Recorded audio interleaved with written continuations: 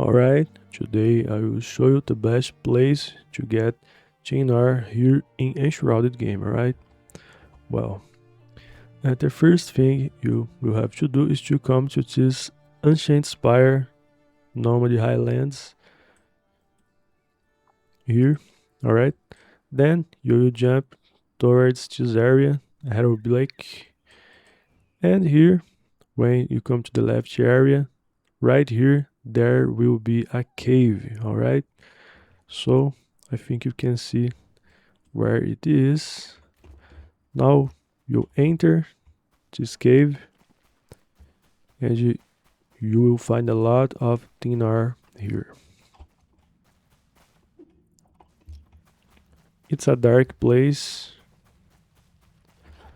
Alright, this is the dinar, as you can see here.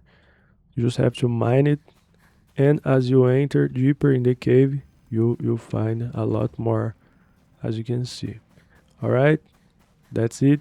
See you next time.